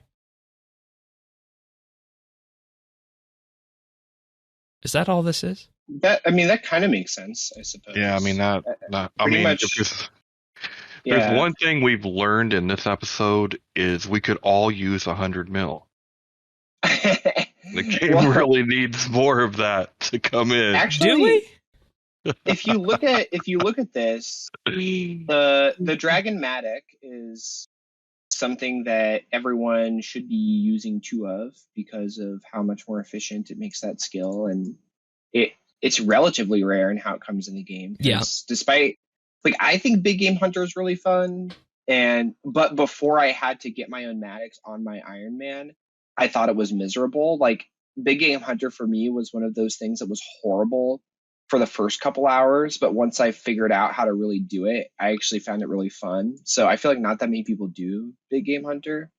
And then the runes are a disaster in terms of how expensive they are. We don't have enough time to get into it. Well, there's no runes on this list. Well, yes, there are. The elemental and catalytic runes. Oh, well, yeah. That's runes. No, you got to be used for runes. Yeah, you got to use that to make runes, though. It's correct, not direct runes. But catalytic anima stone represents an additional, 500 whatever soul runes or blood runes come into the game. So that's good. And then Felstock, Torstol, and Wergali seeds are all relatively uncommon, especially Wergali seeds. Yeah. So as an Iron Man, I really like this drop table because that's a good perspective to have. Every single thing on this drop table is something that is either hard for me to get or really annoying to get. So soft clay and pure essence, annoying to get. Planks, bird meat, raw beef. Obviously, I use those constantly. Those are all really hard to get. So I think it's everything here is really good to me because it's all stuff that Ironman would want, and I think that if the game is balanced around stuff Ironman would want, that's usually pretty good. Yeah, also, and they even balance the numbers. You get 50 Wine of Gothics, 50 Wine of Zamorak, but only 15 Wine of Saradomin. Yep. Although Wine of Gothics are worth a ton now. Because of that change they made in December. Yeah, because now Super Gothics restores are really, really good. So that's kind of a little bit out of whack. It should probably be like 25 or something, but whatever. I won't. Interesting. Yeah, I feel like we glossed over a little bit over the big payoff from this. What, the 100 mil? No, the 100 mil is nothing. Shane, the Uncharted Island Map Red. What do you mean? Okay, all right, fair. An Uncharted Island Map Red is like what, 6.5, 7 bills, something like that. That's true. Yeah, because that's Tavia's fishing rod, and those are way, way, way, way over max cash. So, that's to me that's the huge payoff for this chest. Is I wonder what the rate is on that, because that's like a 5 bill drop. Yeah, and we're not going to know until. We'll probably never know, until the community starts gathering data, which the RS Wiki can do. And I mean, all you got to do is just play and then dump your keys with Frank, and then at the end of the month, you see what he's got for you. So, do you have to dump them per week, or can you wait till January 30th and dump them? I've been dumping them weekly, so I don't know if you can have more than 12. Somebody else will have to answer that question. I currently have 18 keys on my Iron. Okay, so I think that answers the question. So you're fine then. So it's only 12 you can get per week then. Okay. Yeah. All right, fair enough. And with that, we move on into patch notes. Only a few this week. The drop rate of Acto armor and raids is no longer bound to owning the normal armor sets. So what this means is players who previously had the non-Acto version of the armor obtained would have had an increased chance of getting that Acto piece. This restriction has been removed, and now the better drop rate just applies naturally. Yeah. So this makes raids slightly more rewarding. Yeah, because now what you can use, now you pretty much just use the non-Acto versions for the rumbling components, and these armor pieces were already pretty common as they were. So this is going to be nice on here. Also, and you know, with that, I just think raids, if you can do it consistently, is one of the money makers that has the smallest amount of variance to it. You know, given the codexes always hover around 45, 50 mil. Yeah, and now you could use techie. When you're first starting out raids, you have to use your techie to buy. Assuming you care about getting Acto, most people will use their techie to buy the non-Acto pieces to make their grind shorter. Now you could use that techie to directly buy codices. Yeah. And if you don't need rumbling components, remember that you could have a friend kill you in the red portal for the cash value of the non-Acto pieces, and then have them trade you the money. Yeah, I should do that now at this point. I should do that. Yeah, or you could use an alt. You could use an alt and kill yourself. Remember, like, obviously, it's dangerous. So theoretically, don't bring something you care about losing. Yeah, I know. I've been there. I've done this before. I don't want to turn this into a lure podcast. Yeah, you know, you get an extra 5% if you bring a P-hat set in. Trust me, but you have to PM me first. Before you have to PM me and have a P-hat set, and then the buff will activate. And then you have to give me 5 minutes to get over there so I can watch, and I'll be good. Yeah. All right. The Guthixian High Druid in World Wakes could set or clear the World Guardian title. This has fully been removed now, and Noom can also no longer clear titles. There's your patch notes of the week, everyone. Very, very tiny. All right. Tannis Fresh Start Worlds is over. Yeah, it's a bummer. And we got a survey. And we plan on doing a deeper retrospective into Fresh Start. And I want to just kind of wade our feet ankle deep in this right now, because I feel like there's a lot we could go into on this.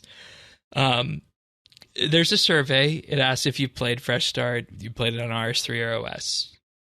And you can fill out everything about this. So some questions they ask: what made you interested in playing Fresh Start Worlds?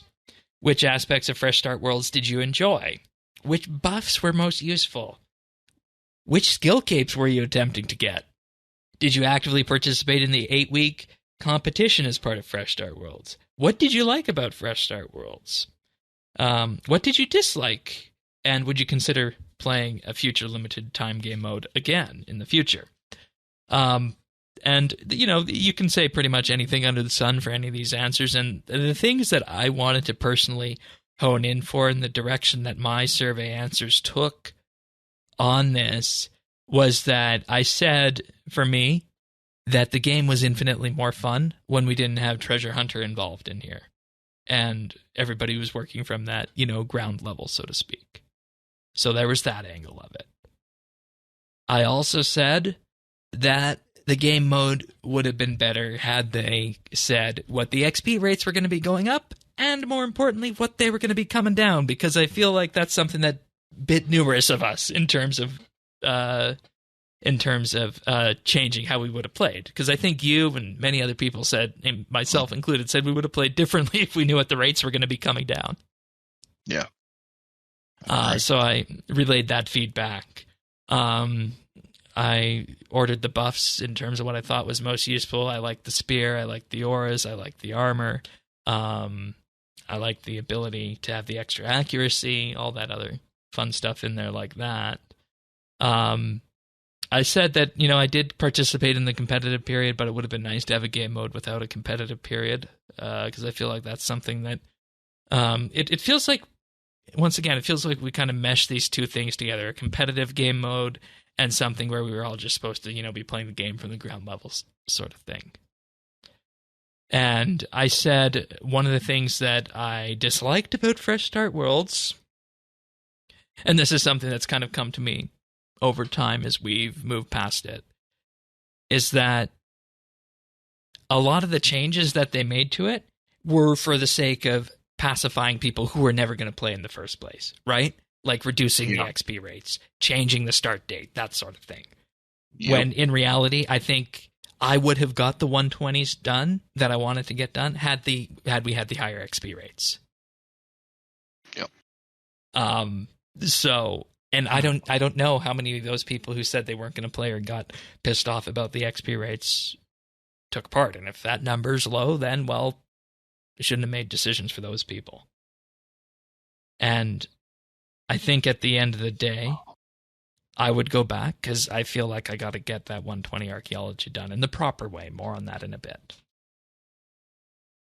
So yeah, I mean, I agree with a lot of that. You know, I'm not far enough away from it to really not have liked anything. I mean, I had a great experience, really enjoyed it. One of the great things for me, I mean, I know it's all about, you know, starting over and playing with your friends again, all this, but I kind of also enjoyed the fact of kind of learning that I didn't need the GE. I didn't need these things to be able to play the game. And I enjoyed that. So that was, you know, that was fun for me. Yeah, I mean, I probably should have done that years ago, but yeah, I liked just about everything there was to it. I didn't get super competitive when it come to the competitive mode. I went into it planning on not doing that, because I really didn't think that I could be competitive with, you know, working and everything like that. That being said, I enjoyed it, you know, perfectly fine. I got all my enjoyment out of it.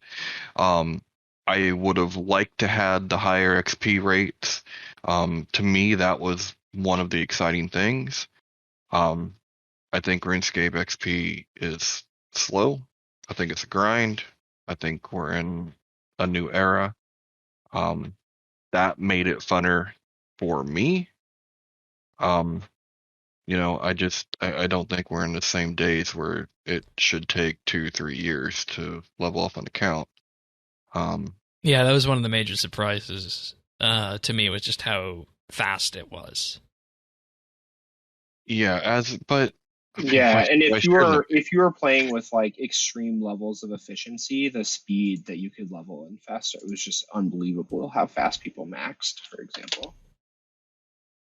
Yeah, but for every, handful of people that did that, there were, a lot of others that may have gotten 120, or Yep. like myself, were trying Yep. to get, 99s.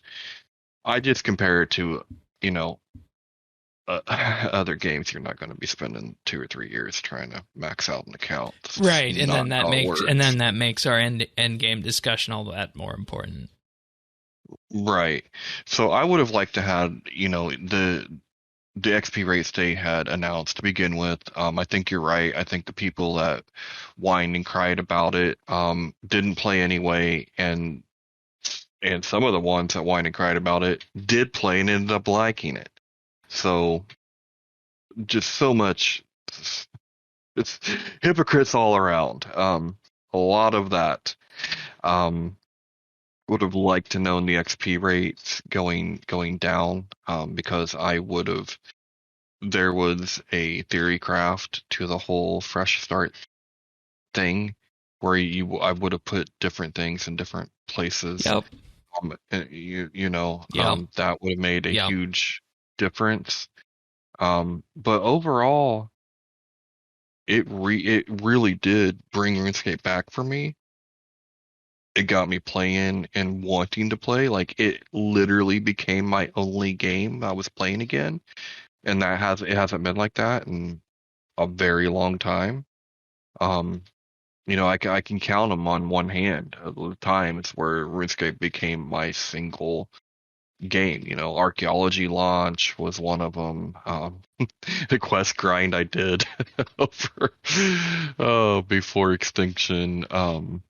A few times like that, but fresh start, I was in it, and I wanted to be in it. I wanted to play every day. I played every day. I just really, really enjoyed it. Yeah, and I mean, it was a success. No matter what anybody tells you, you look at the high scores for this thing, and you choose one of the most common skills that people were leveling up. Like, you just take a look at Magic, and you have a look at the very back end of that XP table. 39,793 people have ranked Magic. Yeah. Big success. And even for one of the harder skills, if we look at my farming, for example, we go back all the way to that, 25,000. Yeah. I mean, it's a success, and the question I have is, and I think it would be wonderful to hear Jagix's perspective on this. How do they think it went? What did they see for the future of it? Because by them not saying anything this week, it's almost like, okay, fresh start is done. Let's just move along now to our next thing. And that's typically what you do when you don't want to talk about something.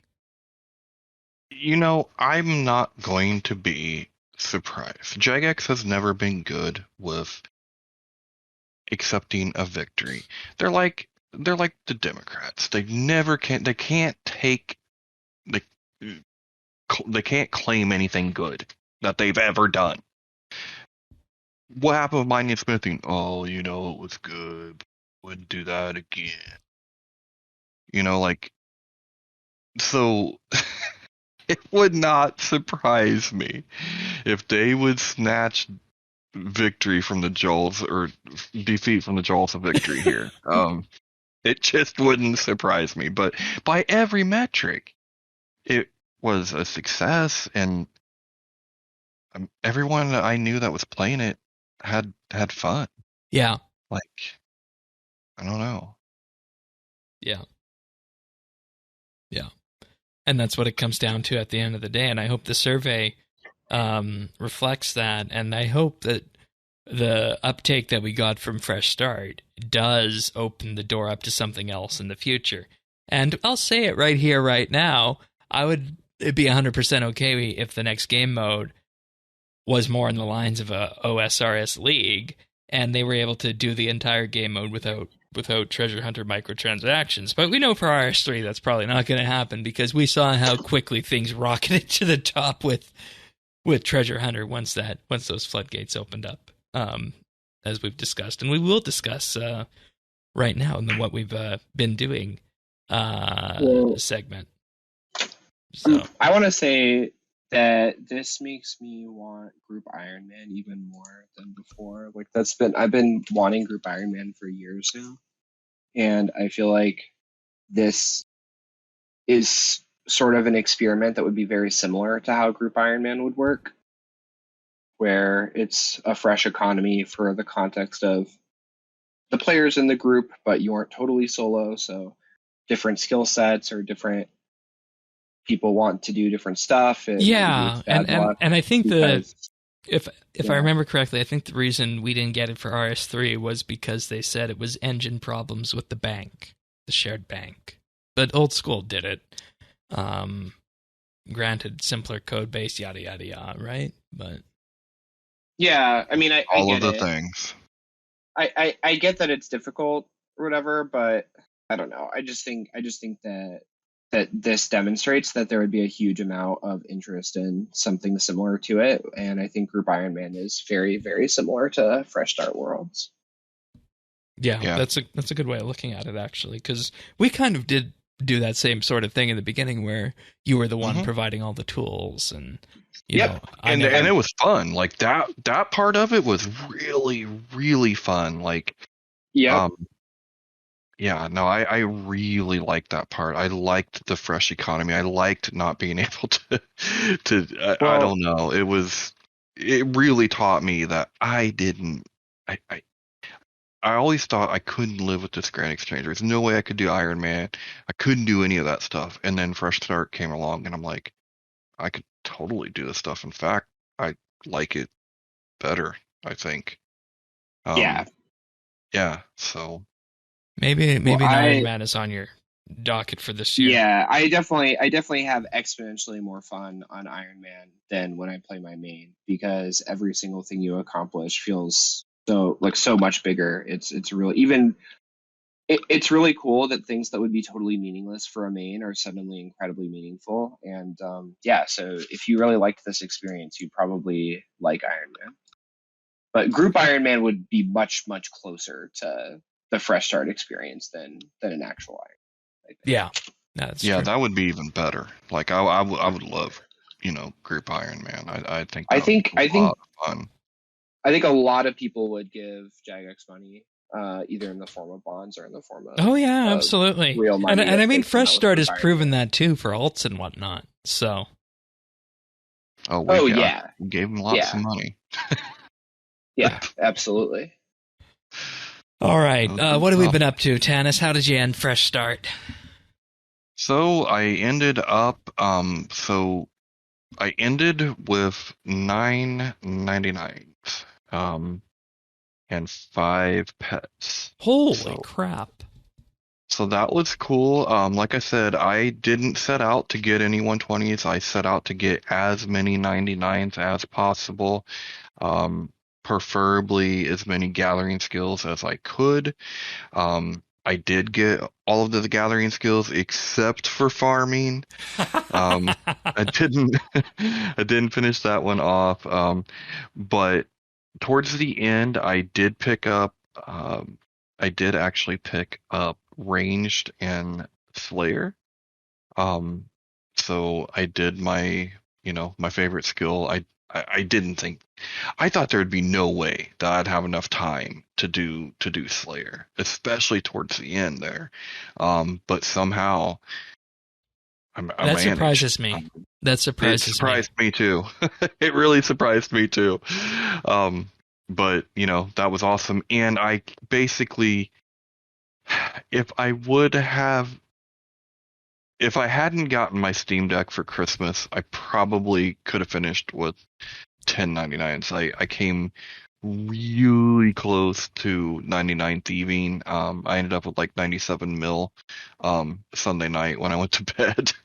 So it's like, wow. But I had to work, what can you do, right? Yeah. Like you're just like, So But yeah, that was that's how I finished up. And then this week, um, just did a little bit of Vindicta, and I went back to the original God Wars just to see if I could find that tooth that I never never found. Right. I didn't. It didn't show up again, but but that's where I tested out the mobile to see if I could do any combat, using mobile at all, and I did, and that was cool. Sounds good. Well, for me, I finished Fresh Start with not as many 99s as you, but I did get 120 farming on Christmas Day with that. And, I finished the competitive period at rank 24 and slid to rank 68 by the end of it all, which isn't too bad because after the competitive period was done, I basically just moved to POF and ranch dinosaurs on that. Also, over the Christmas period, I got 99 woodcutting, 99 firemaking, and 99 archaeology, and I also finished off 99 magic as well with the ample amount of dummies that I was provided. And that's why I say the treasure hunter goods that you're given with Fresh Start should not be underestimated from quests or otherwise, and just all the protean items and whatnot that exist. Like, I used a pinch of my Acadias that I cut. I had like 10,000 Acadias, right? Then I bought a stockpile of corrupted magics, and then that got me to 90 firemaking. And then from there, it was just proteans out because those burn with such higher XP rate, and you can do it, just standing still at a portable brazier. So, I agree with you. Fresh Start was perfect. Perfect is a better way of putting it. But I wouldn't. I'm glad to have done it, is what I'll say. The positives far outweigh the many negatives that people talk about for me. I already talked about them. I only have a few negatives throughout this entire thing, so I'm not too upset with this. I didn't get the purple halo. Did you get the purple halo by the end of it? I didn't get any halos. Okay. Yeah. Yeah, I think the purple one was about 300 mil last I looked on their prices, and that one does become a tradable item that's going to be able to be traded around to various people in the community and whatnot. So that's a new tradable rare.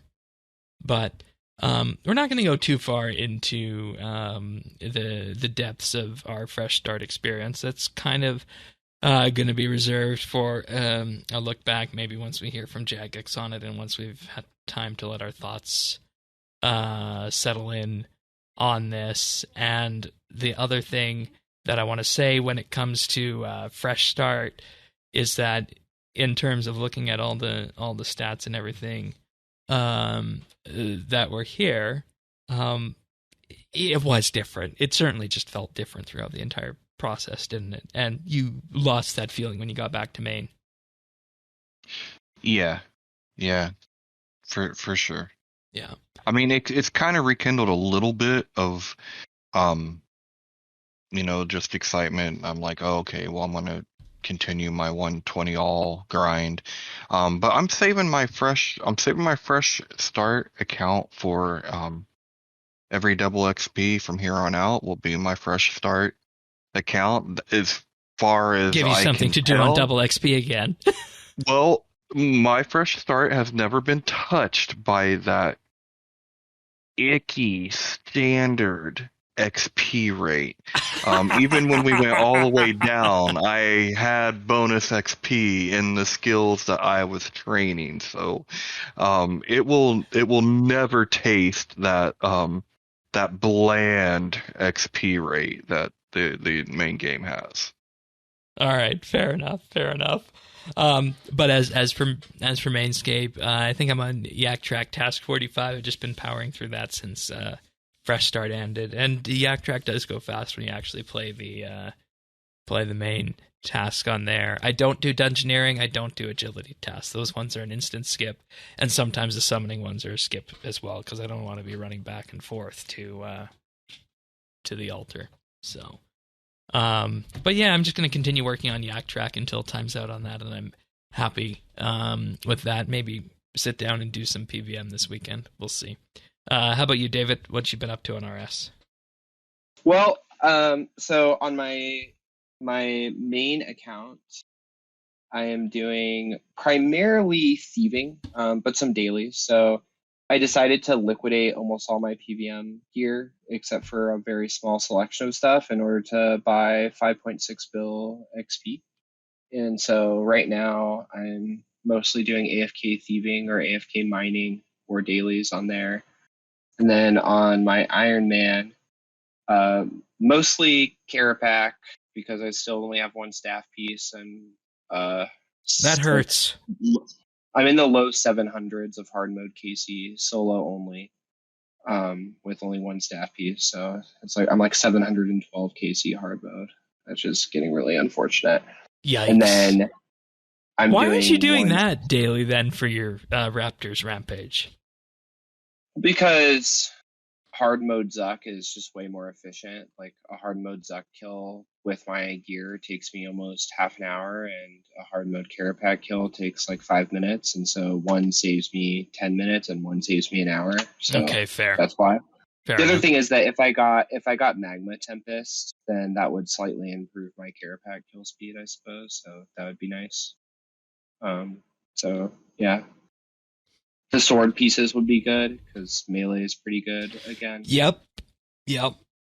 So yeah, I mean, I'm doing my one hard mode Zuck kill a day, and then the rest of the time I'm either AFK skilling. I do a lot of AFK skilling just because of work reasons, but fair enough. I either do skilling, or if I'm actively playing the game, then that means I'm doing hard mode Carapac. Alrighty. Which is so boring. When we did the tier rankings, I put hard mode Carapac as an S tier boss, which is still objectively true in my opinion.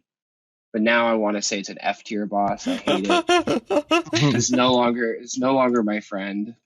It's really frustrating. It is like doing hard mode Carapac at this point feels like watching paint dry, because I don't even it doesn't even register. Like what I'm doing doesn't even register anymore because it's so automatic. Well, yeah, the boss is effectively the same thing throughout the entire thing. It's just, skip the lightning on 1 through 3, and then phase 4 is the same for each kill. So yeah. Yep. So just wait in on my fractured stuff. When I do finally get it, I've got a shadow die to put on it. So that'll be cool. That's gonna look nice.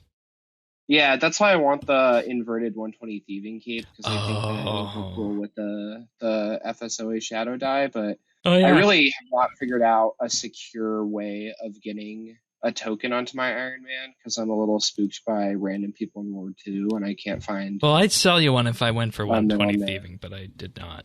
So yeah, I know that there are like friends chats where there are ranks who are apparently trustworthy to middleman tokens to Iron Man, but I have not put in nearly enough effort to try to get that cape. But maybe someone will be able to sell one to me. I don't know. All right. We also need to mention that the Christmas wrapping paper is also still happening as well. I don't know. Yeah, when is that due? I assume that was done by now. I know, that surprised me this week too. Tannis, did you see that? You've been happy with your present still? It's so damn good. Yeah. It's so good. It's so much XP. I know I have thousands to turn in. You get wrapping paper until the 15th, and then you can turn it in until the 29th of January. Wow. Yeah. So I'm going to be able to turn in like 300,000 wrapping paper. That's so nice. Still no die. I need to mention that. But in any case, moving on to achievements of the week with our Fresh Start achievements of the week, the last Fresh Start achievements going back almost a month at this point. Boy, we should have done something in the middle of Christmas to do all these. Starting off on January 10th, we have Taxi Cab with 99 Constitution, Battle/F with 99 Slayer, TTV Highcliff with 120 Invention. On the 9th, continuing the 9th, TTV Highcliff again with 99 Magic, Mr. Crafty, FSW with 120 Invention. FSW Ripeth got 99 Slayer on the 8th, Battle/F got 99 Fishing, LeBron's Gains got 99 Divination on the 7th. Then on the 6th, we have Battle/F with 99 Smithing and Fletching. Battle/ again with 99 Crafting on the 4th. Then FSW Mage God got 99 Herblore on the 3rd and 99 Archaeology on January 2nd. Okay, so Shanae got 99 Firemaking on January 1st, 2023. Shane also got 99 Magic on January 1st, 2023, and 99 Woodcutting on December 31st. LeBron's Gains got 99 Agility on December 30th. FSW Tannis 79 got 99 Slayer on December 28th. Shane got 120 Farming on December 25th. FSW Tannis 79 got 99 Range on December 24th. LeBron's Gains with 99 Crafting on December 23rd. TTV Highcliff got 99 Hunter on December 22nd. RL Batora got 99 Woodcutting on December 22nd. LeBron's Gains got 99 Hunter on December 22nd. 99 Smithing on December 21st, and 120 Herblore on December 20th. TTV Highcliff got 120 Archaeology on December 19th. FSW Rippeth got 99 Herblore on December 19th. Battle/F got 99 Agility on December 18th. 99 Cooking on December 18th, and 99 Hunter on December 18th. I feel like we're missing some achievements there from Christmas to the 28th, because I should have a 99 Archaeology in there somewhere that's missing. For Shanae. Yeah. I'll see if I can find those achievements, and we'll get them for next week. I don't know where they would have went, but interesting. Tannis, take us into the regular ones. I know where they are, Shane. Where? They're in a treasure hunter chest. Oh, God.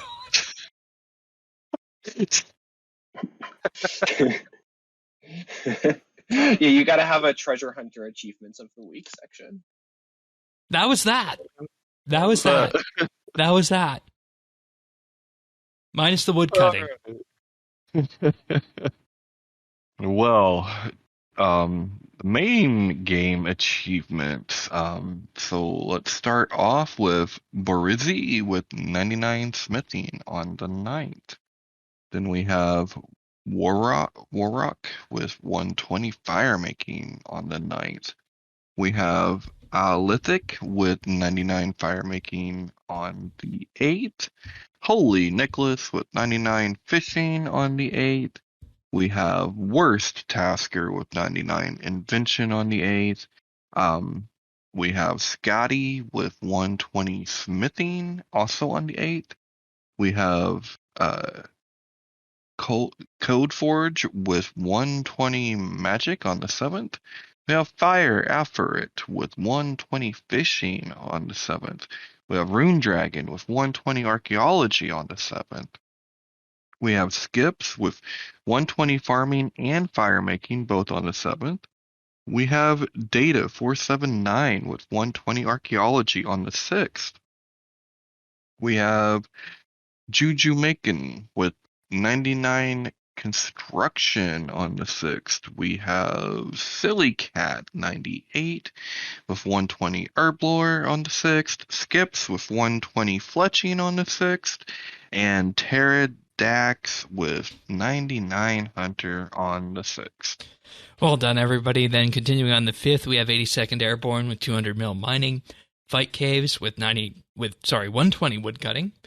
And then on the 4th, we have Anzilla with 99 dungeoneering, Barizi with 99 mining, Omega with 200 mil rune crafting, Worst Tasker with 99 herblore, Alithic with 99 construction on the 3rd, Anzilla with 99 archaeology, Alithic again with 99 fishing on the 2nd, Anzilla with 99 construction and divination, Skomos Deputy with 99 thieving, Turd Sniffer 0 with 99 defense.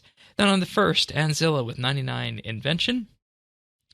Then on the 31st of December in 2022, we have Samurai Jack with 120 divination, Worst Tasker with 99 farming, Lady Claw with 120 cooking, Shaluffy with 99 herblore, Alithic with 99 invention on the 29th, as well as 99 magic, Thieves got 200 mil divination on the 29th, which I understand was 200 mil all.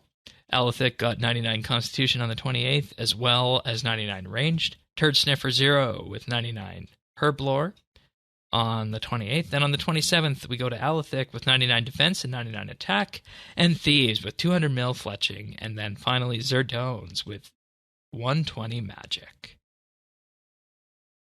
All right, so to continue, Kedgeworth got 99 woodcutting on December 26th. Mahin with 99 strength on the 26th. Ozazoyo with 120 agility on December 26th. Samurai Jack got 120 prayer on December 25th. 82nd Airborne got 120 hunter on December 24th. Jack BLG with 120 archaeology on December 24th. Mahin with 99 farming on December 24th. Alethic got 99 strength on December 23rd. Data 479 got 120 Slayer on December 23rd. Evan with 99 cooking on December 23rd. Mad Digger got 120 fishing on December 23rd. Taffing Spy with 120 invention on December 23rd. Lord Earth got 99 thieving on December 22nd. Adani got 120 ranged and 120 hunter on December 21st. Pony Picker got 120 magic on December 21st. Paradax with 99 smithing on the 21st. Thieves 200 mil cooking on December 20th. Alethic 99 archaeology December 19th. Juju Makin got 99 archaeology on the 19th. Skomos Deputy with 99 prayer on December 19th. Bartnell's 99 agility on December 18th. Drama Free 99 prayer on the 18th. God Shaman 99 construction on the 18th. Ranger MSW 99 defense on the 18th. Adani 120 thieving December 16th. Iomi 200 mil fishing on December 16th. And Worst Tasker got 99 hunter on December 15th. Woo!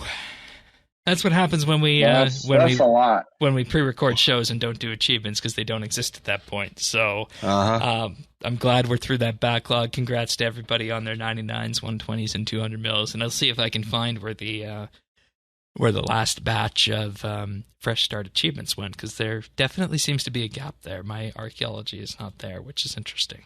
So, but in terms of pick of the week, we'll be quick with this one. NASA's James Webb Telescope has confirmed its first exoplanet, and it is a rocky body about the same size as ours. We don't know what the atmosphere of this planet is going to be like yet. All we know is that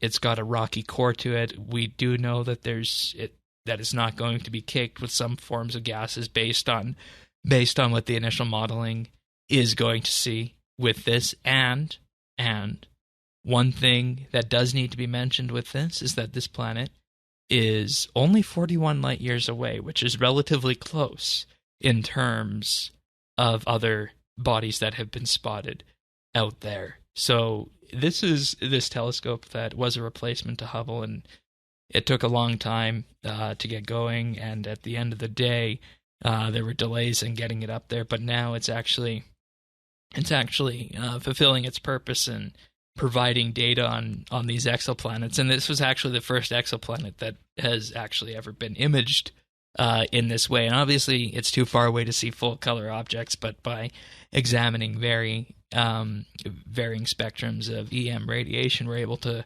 actually learn quite a lot from the atmosphere on this planet here that was discovered. So this is very early days for this, and if we've just found one this early, you can imagine how many others we're actually going to be able to see and confirm with this. So it's a wonderful week for science on this.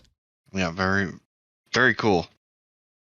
And one other thing I do want to say with this is that before anybody starts planning a trip there, they did reveal with this that the planet is going to be a few hundred degrees warmer than Earth, so that if clouds are detected, it could be a planet that shapes up being more like Venus than Earth.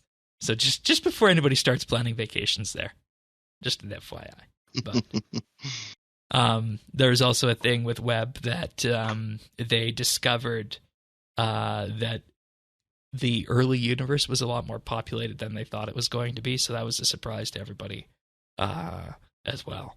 But lots of fun scientific discoveries already coming out of this, and as it goes with our pick of the week, sometimes it's a game, sometimes an app, sometimes a website, and sometimes just a news article. So hopefully you guys enjoyed this one. If you guys don't normally keep your ear to the ground on these sorts of space news. So that's pick of the week. That's a phenomenal pick of the week. Shane. Yeah, I know. And I love the space program. One day we'll actually be able to image one of these and see it in full color, I'd imagine, depending on where it is and whatnot. So fingers crossed on that we'll actually be able to get some kind of images on that, but maybe technology won't progress that far. I don't think there's anything else left for us to do here on this first episode of Update this year. David, thanks for being here, of course. I'll just remind everybody that you can subscribe to the podcast. We're on a whole number of podcast listeners out there. We're on Apple Podcasts, Spotify, Google, Pocket Casts, Amazon, Stitcher, and more. Visit update.show/subscribe. That's the best way to get the podcast automatically delivered to you. Including our episode from last week, the Mod Jack special on RuneScape Endgame. Definitely listen to that one if you have not. And we're also on YouTube at youtube.com/RSBANDB. We post the episodes there and clips, nibbles from the episodes as well.